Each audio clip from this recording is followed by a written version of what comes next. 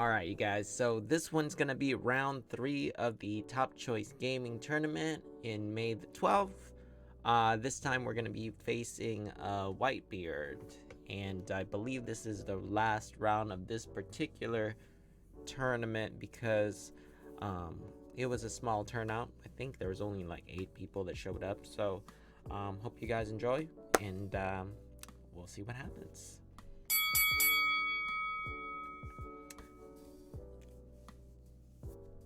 Alright, looking like we have a pretty good hand. We got the 3-cost Dofi on our opening.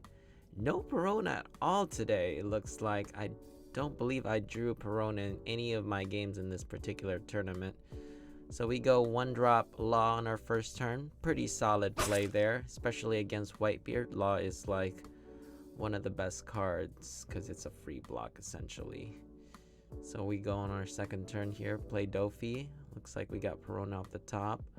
We are likely gonna try to set up a Warlord here. So it's gonna be Jinbei on our first leader ability.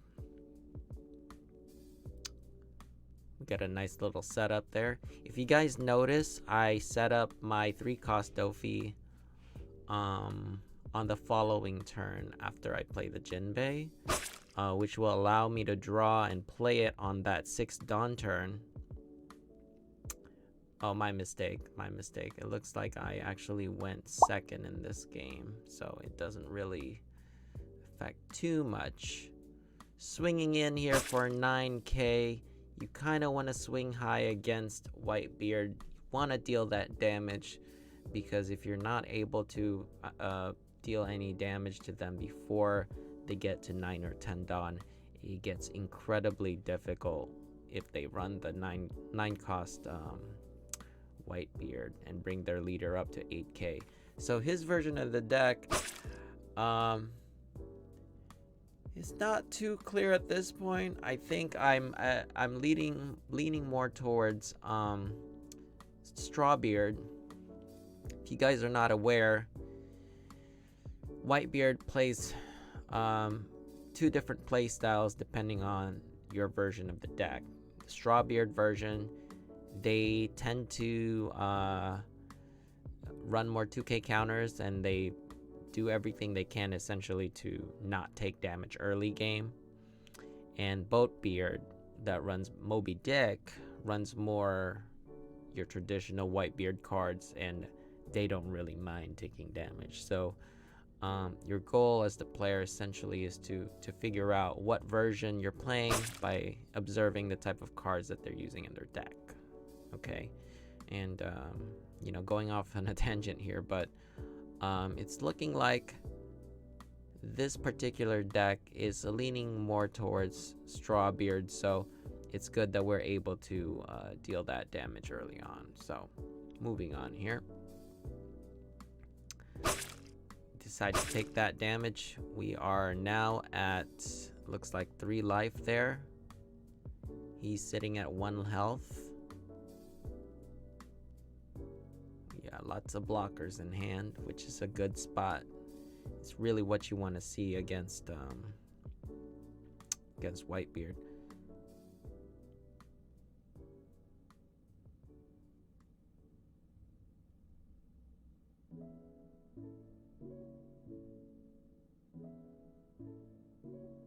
Trying to figure out what to do here.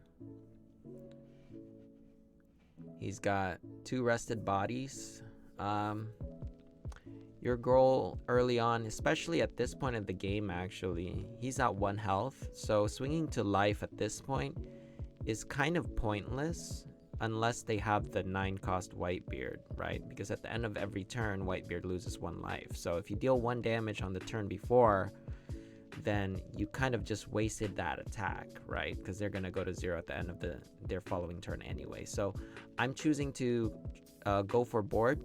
This will force him to either allow me to eliminate his threats or counter out of it using cards in his hand, which is a win-win situation in our end.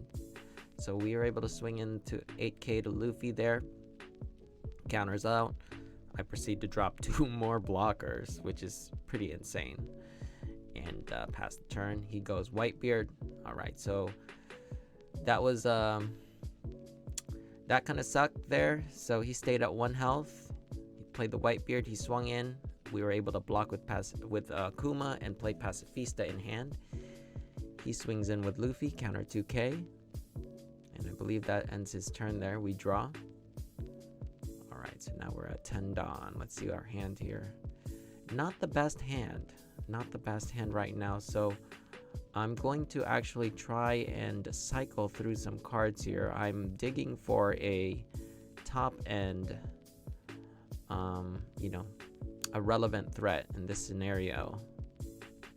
So loading up the Mihawk, 1 Dawn there, going for 2 more, swing in for 8k to the 6k Luffy, draw the 2, ditch 2 cards. We don't need those Piranhas. Those Dofi blockers will come in handy though. The 4k stat line does a lot because it puts him out of range from the Whitebeard's ability to kill a 3k or less. We swing in again with Pacifista to Luffy. He goes and counters 2 cards in his hand. So our goal right now is just centrally pressure his board. We're trying to lower the amount of threats so that we can continue to preserve life and also reduce his hand size. Checking his discard pile at this point. Looking like he's used a significant amount of counter power so far. Right, so we load up here. 2 to Doflamingo. Gonna swing into Ace for 7k. And he is considering his options right now. I believe he countered actually. Yeah, I do believe he countered at this point. Alright, rest 3. Played Dofi, check top 5. Okay, so we have some good stuff coming up there. We got a 2k coming, 2k into Moria, draw Moria, play a 6k Moria off the top.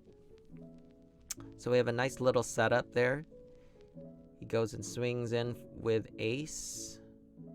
We just let the body go, swing into lead, we block. And at this point he's got all of his Dawn up. Swinging in with Luffy now. It's a tough situation. He's really trying to clear board here. I'm going to counter out of that. Leader swing to Kuma. We have no cards in hand, so we're forced to block. Alright, goes to play double Marco. Wow, that's crazy. So now he's got double Marco, Ace, Whitebeard, and a Luffy. That's a scary board. So now we're at 3 life with only 3 characters. It's a tough situation to be in. The good thing is we've really been pressuring his hand, so we're able to threaten game with little to no resources because he only has 3 cards left in hands here. So we swing in for 8. He blocks with the Marco and no ability, so that is a signal telling me that his hand is likely to be pretty low on counter power and Whitebeard cards.